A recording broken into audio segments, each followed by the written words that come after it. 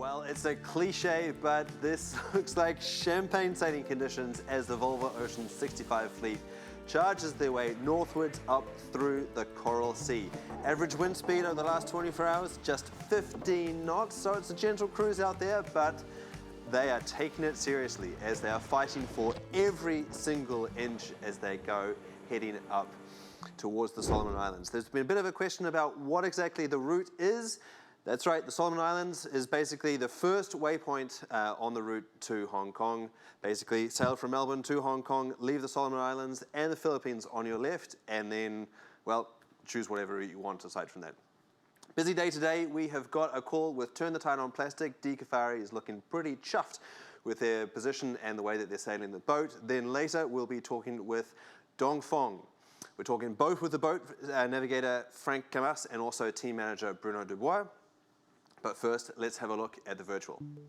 Zooming in on the Coral Sea, the big mover over the last 24 hours has been Mapfre. That's the white line in the middle of the screen. 24 hours ago, they were in a match race with Vestas Declaration and Turn the Tide on Plastic, just meters away. Now they're 26 miles away, having put the turbo in action and leaving the other boats behind.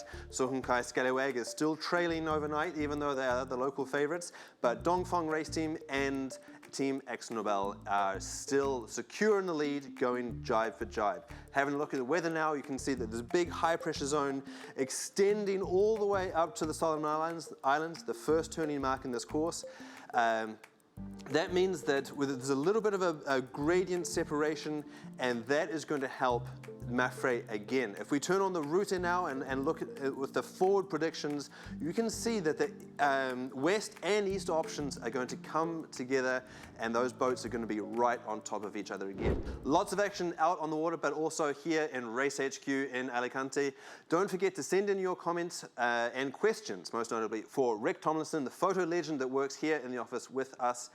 He'll be able to respond to those later in the show after he gets his position report out at 1300.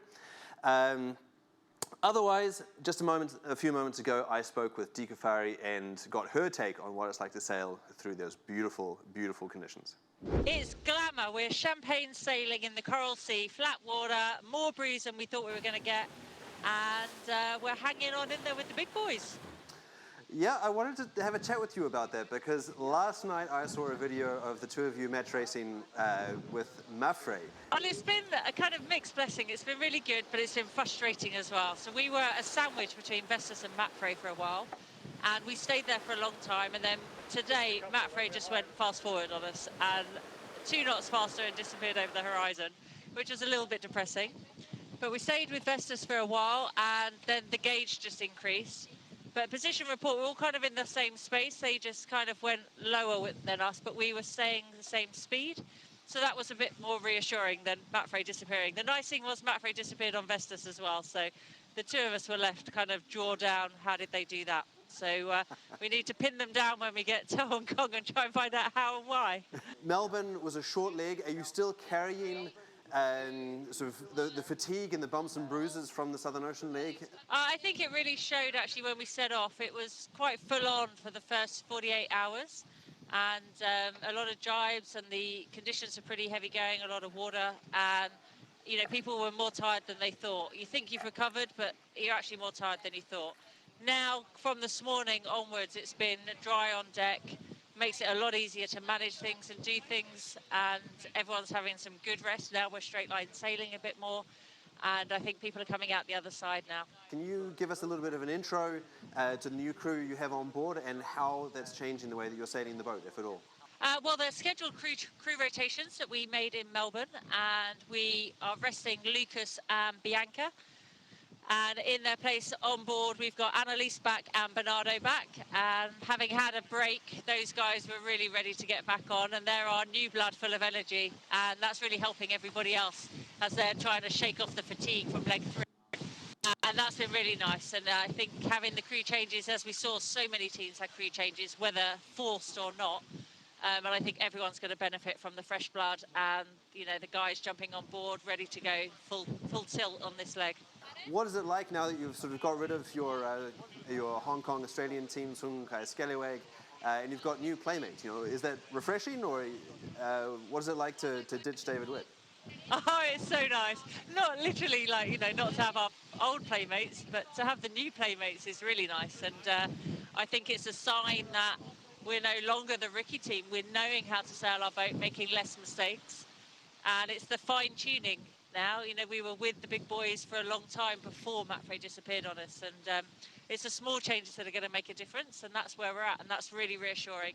And it's really nice to be involved in a yacht race at a different level. I wish you all the best for another beautiful night sailing under the super moon. Thank you very much. We're all happy, and thank you for talking to Turn the Tide on Plastic. Pretty cheerful Dee there on Turn the Tide on Plastic, but what is life like at the pointy end of the fleet? To get some idea, I spoke just a couple of minutes ago with Navigator Frank Camas, the new guy on board Dongfeng race team, but to get some greater perspective as to how they put this team together, I also spoke with Bruno Dubois, team manager. Give fans some idea about the whole circus that goes on behind getting 9 sailors on the water in their best condition possible. Well, we have about 40 people in the team. When you look at the short team, the hospitality, the logistic, the communication between our European communication team and the Chinese team, the account manager, we're about 40 people.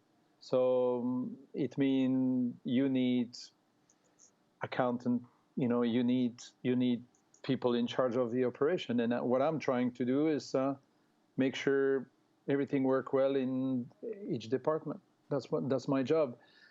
And I think we have a good team there. I'm using people that I work with in the America's Cup. I used people that we work with on Dongfeng race team last time. So it's a good mix of people, I think. What we are doing more than what we did last time is try to have a support team for the sailors. We have a sports psychologist. We have a fitness coach, a physio. We have a chef who prepare the food. So we have a bit more people than last time because we want to go more into the detail. And I can see the way we're sailing now the boats. The teams are sailing, not only our team, but also Mapfre and Vestas, for example. The way we sail the boat is, it's one step above the way we sailed the boat last time. What other cards do you have to play here, Bruno? You did a lot of two-boat testing with Mapfre. Was that a case of raising the bar for both boats, but then now they're beating you on the water? Like Charles would say, the wind gonna turn at one moment, sure. But yeah, that was a choice because Shabby and myself, we were in Bermuda together. We saw each other almost every day. He was with BR, I was with Team France, and we discussed about that, so how to train together, and Mapfre was the only team available or keen, ready to go into the detail and push hard and wake up early in the morning. And at that time of the year, in August, just before the start of the race, when it was difficult to have people because it was the time where we could share not only data, but share, do two-boat testing. So we did that together, and there are some conditions where we think we go quicker. There are some conditions they go quicker. And the problem by doing this is that very quickly we had to show our cards to everybody.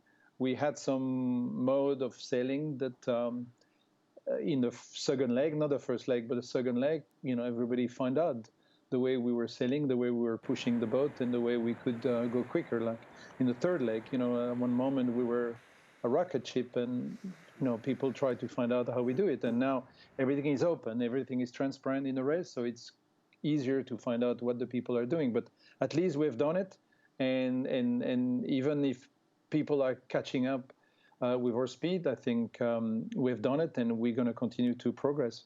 And we need to do better to beat Mapfre, and we need to be consistent. Beat in front of Mapfre, we've done it enough. So 12 days in the second leg, 10 days in the third leg, and now again for 2 days. So we're going to try to continue that way, and I'm sure it's going to pay. I'm going to have to leave you there because I think the Red Boat Dongfeng race team is actually dialing into our race headquarters here in Alicante. So thank you very much, Okay. Team Manager Bruno Dubois. Talk to you soon. Thank you very much. Thank you, Conrad. So, Frank Camas, you are the navigator on board Dongfeng race team. Last time we saw you in the Volvo Ocean race, you were the skipper of Groupama. What is it like coming back to this race, and are you enjoying the new One Design era? Yes, I'm very happy to be here with the crew of Dongfeng. With the team, is a very great team, and they work a lot before the race, and they know very well how to manage this boat and how to tune this boat. So for a navigator, it's important to be fast, first of all, and everybody in the One Design class are very strong, and you have to work on all the details.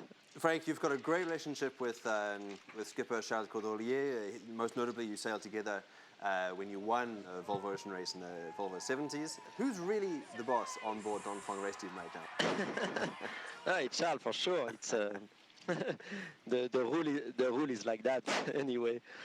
But even when I was skipper and Charles was crew, the communication is always the same. We have to work for the team, to work for the overall performance, and if my crew have a good idea, for sure, as a skipper, I have to understand and to be completely open-minded all the time with all the crew, not only the navigator. Yeah. So I try to do my best for the team, and Charles is a friend of me, and it's easier to work with him. You've got AkzoNobel, who have been struggling in the race up until now, but they are stuck to you. What secrets do you have to use to escape from them? I don't know if I have a secret. I don't tell you the secret. No, it's for sure all the guys and women on the boats are very strong, and they know how to go fast with a boat, and they learn on every leg, I think. For sure, Mafre and the Dongfeng was very well prepared for the race. They work a lot before, but the others team learn every day on the water, and at the end, I think the boats are very close in terms of performance. Talking about Mapfre, Dongfeng race team has been in the lead in leg 2, in leg 3, and has never won a leg up until now. Now you're in the lead again, and you're going to be the first boat in and hopefully out of the doldrums. Is this going to be the leg that you finally beat the Spanish boat? I'm not sure if we will be the first. The doldrum, Mapfre is coming back very quickly from the east, and but I'm not sure if this part is so important. 4 days, we will have a better picture of the race after the doldrum.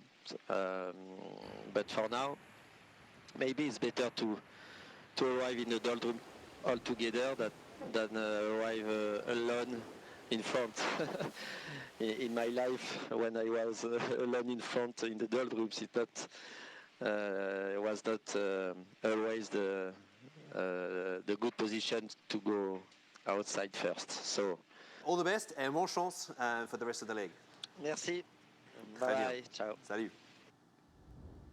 All right, so from out at sea to back in the studio, I'm joined again with Rick Tomlinson. So he has done, how many? This is your ninth race? Astonishing. So he's done 4 at sea. Let's have a look at, let's do a little trip down memory lane. We'll have a look at drum first off.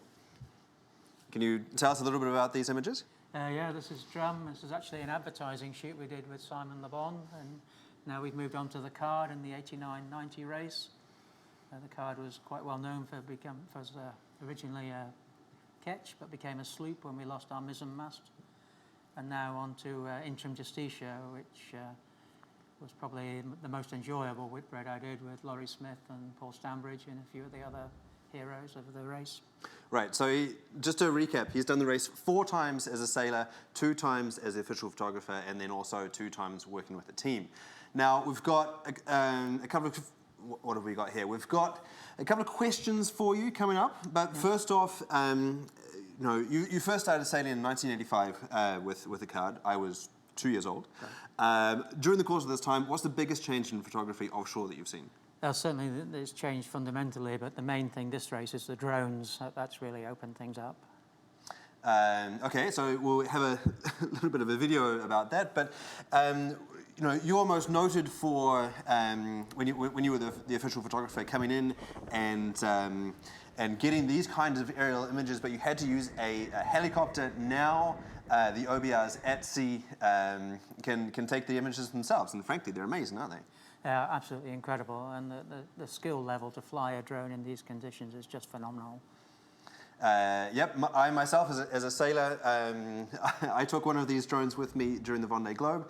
As a solo sailor, it's pretty complicated because you have to sail the boat, fly the drone, and catch and recover it yourself. How do these guys do it? Yeah, the OBR actually flies the drone, but he can enlist the help of a crew member to actually launch and recover it. And the recovery is the hardest part, getting it back on board after you've been flying it. And normally that's done by a crew literally catching it out of the sky and then grabbing onto it. Yep, so be a little bit careful if you want to try that at home. What the sailors are using are the thick leather gloves or indeed Dyneema cut-proof gloves, because there have been a few nipped fingers as they've got used to them. But anyway, let's have a look at a couple of the images that you, with your sort of critical eye as a photographer, have selected from the race so far. Can you tell us a little bit about how these images were taken and what you see in them that others might not? And the technique when you're really photographing on board the boat is you want to portray the atmosphere and the hardship or the celebration or what's going on in the picture. And there's really two techniques with photography. There's fast shutter speed and slow shutter speed. And this is a typical shot with a slow shutter speed. You get the movement in the water. You've got a nice sunset behind the boat.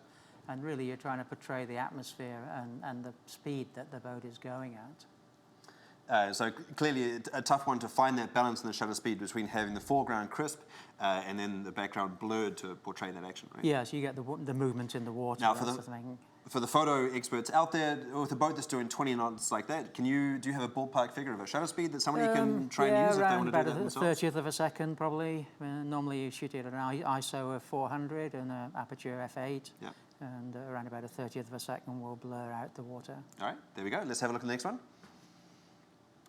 Nighttime photography, this has always been a favourite of mine. And when I was trying to learn this technique on board drum, I would shoot a picture and then take a roll of film at different settings and then get to port 3 weeks later, get the film processed. And I never knew really how I did it.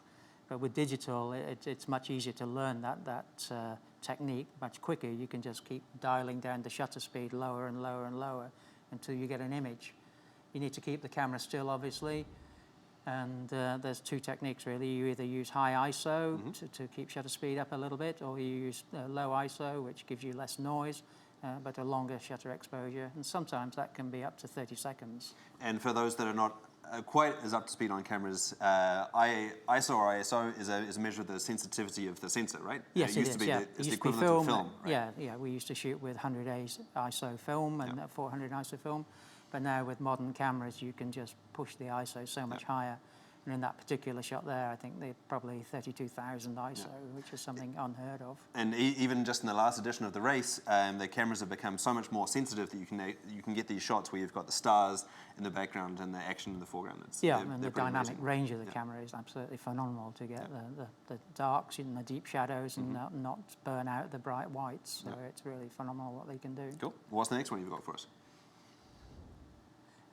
Drone shot, we talked a bit before about the drones, and this has really opened up a completely different picture that we haven't really seen before.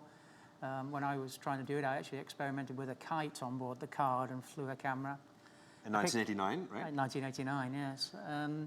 This particular shot I chose really because it's got the land in the background, and quite often you're trying to get the geography into the shot to show where it was taken or another boat. We had shots on Leg 2 and the boats were jibing down and through the South Atlantic, middle of the ocean, two boats crossing, and there'd be a drone picture. It's just phenomenal and absolutely amazing. They're pretty cool. And that one there was Green Point, the south east corner of Australia. So nice opportunity to get one last opportunity to get some geography in the background before they head off to sea, right? Yes, yeah. And it's the same with the helicopter too. You try to get the geography in the background. Cool. Okay, what's next? So yeah, portraying what goes on board the boat, and as an OBR, you're not actually allowed to sail or help with the crew. So when the crew are really struggling to move the stack from one side of the boat to the other, you just have to be out of the way and independent, but still try to get the shots. And this particular shot, you can really see the crew working hard with the weight of the sail. There's water everywhere. And the main thing for the OBR is just not to get in the way, because you will get trampled on, or a sail on your head, or your camera knocked out of you. Yeah, they've got no patience with people getting in the way. But as somebody who's done 4 laps of the world as a sailor, then swapping over to being a photographer, how difficult is it to sit on your hands and sort of not jump into the heart of the action, which is your natural instinct? Yeah, it is your natural instinct is to try to lend a hand, but no, there's rules strictly forbidding that in the position of the OBR, so you just can't get involved. All right, last one. This shot I chose really because it's the inside of the boat, and we see many, many shots of the nav station and people looking at screens. But I thought this one was pretty intense. It shows the boiling water and the steam coming off it, and the sort of hand and eye line of the picture really attracted me to it. If we can just stay on this image for a second. So as a photographer, what is it about this image in particular that caught your attention? Sure, it's sort of life on board, and yeah, but, I think first what off, elements? It's caught the your eye? eyes more than anything else, and you know the eyes and the body language of the sailors is as important as what's going on the boat. So quite often you're kind of looking for that one shot where there's an eye line pointing it away, or body language of the crew kind of struggling, walking along the deck, or holding on, or grimacing. So it's not necessarily a picture of the boat, it's a picture of the human element. Right. Okay. Well, good tips there. Now, I have been teasing you guys for the last couple of shows because I've been asking for your questions, and thankfully you've sent them in. We've had a very enthusiastic question from Derek Lane, who I think has not missed one opportunity to ask this question. With the challenging light conditions, what lens are they using on board, what shutter speed, and what mode are they using on the camera? We've touched a little bit on that, but what can you add? Yeah, with a DSLR, you have interchangeable lenses. So I personally would be using a zoom lens, a wide-angle zoom lens, normally in a range of 17 to 35 millimeter. Yeah. It's tough to get the whole boat in one frame, isn't it? It is, yeah. So on the boat, you tend to use very wide lenses or very long lenses. So my primary lenses would be a 17 to 35 lens and a 70 to 200 lens. And that middle range you would probably wouldn't need. And then we've got a question here from Nicholas Bright asking how you keep the cameras dry and functional on such a challenging 3-week leg. That is the hardest job of all, really. In these extreme conditions, when the boats are in the Southern Ocean particularly, and you'd use a waterproof housing, like a diving housing, but that makes the camera really bulky because they're made of aluminium and with a plexidome front. The other way is to use a plastic bag and put some duct tape around the front, around the lens, and some. Then you just have a lot of kitchen roll, or I use a chamois leather to keep the lens clean, and that's really the hardest job of all. Water is everywhere. Your pockets are wet. Everything's wet. That's for sure. Sounds a little agricultural and certainly expensive if you get it wrong. Don't forget that the OBRs, in terms of equipment, are using Canon DSLRs and most notably the Garmin action cams. And of course, the action cameras, both the standard model and also the 360, come in a waterproof housing, and so those are relatively bomb-proof, aren't they? And then we've got Morton Nickel asking whether the OBRs sleep more than the sailors. I hope so. Yeah, the sailors don't get much opportunity to sleep, but the OBRs run probably a completely different watch system to they're on their own. They're not in the watch system with the boat, and there isn't a lot of things you can do when it's dark. So their routine really would be to be up at dawn to get the sunrise, and they shoot some pictures in the early part of the day, perhaps have a short nap in the middle of the day, and then in the late afternoon again they would be shooting at the golden hour, and then editing and sending up until well after dark, and then a bit of sleep. Here in Race HQ, we're pretty demanding. We've got lots of deadlines that the OBRs have to hit. And so, as you say, the time at the computer, editing and then sending the images back to us is an important part of the job as well. It's one of the most time-consuming parts of the job, really. You probably liked it back in the film era. Anyway, from today, we've got a question from Lars Eisbar, asking about drone shots. Again, which drone, how are they used, what are the challenges? Well, we've touched on some of that. And Lars, all of the OBRs are using exactly the same equipment. It is the DJI 4 Pro edition. It's not waterproof. It cannot land on water. And so, as we discussed, you've got to be pretty handy at getting them back. They live in this housing. And then you've got Jan Ryu here, who's one of the most legendary OBRs that we've got in our fleet. He was one of the first people to start flying drones offshore, and has flown them not only from Volvo boats, but also from maxi trimarans that go 40 knots. And sometimes it's hard to get the drones back because the boats are just so fast. Anyway, we've got another question from Rick Depp. What's the make and model? So we've focused on that. Also, can you touch a little bit on the navigation software? So stepping away from photography for a second, what are the tools that you're using on the other part of your job here as a race expert? Well, we're mostly using the same navigation software that the boats are using at sea. So we're using Expedition, and then we get the grid files from Squid, and do the routing through that. So it's pretty much the same tools. So just to confirm, we here in Race HQ are using exactly the same tools and the same data as the navigators on board. We have exactly the same software and the same access to weather. So hopefully, our ETAs and our routing that we share with you on board the show should be relatively similar to what actually happens, right? And then one last question. We've got one here from John Dines, who has worked for News in Australia and loves sailing. He would be quite keen on becoming an OBR in the future. How does one do that? Well, Volvo select the OBRs for each boat. There's a recruitment process that normally goes on probably about 10 months before the start of the race. It's been advertised on the website previously, and I would expect it to continue like that. So I think the main way is to keep an eye on the website and on the news feeds, and then they have to go through a training process with Volvo. Once they've been selected? Once they've been selected, yeah. Very good. Well, we don't exactly know when the new Volvo Ocean race will be, but if you're following this race with enthusiasm and think that you might be up to working as an onboard reporter, first of all, you need to learn how to shoot photos and video while underwater. Use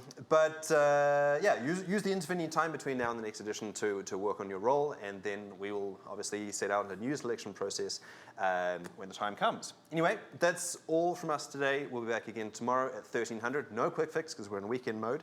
Got to get a little bit of sleep here in the office as well. Anyway, thanks very much. We'll see you then.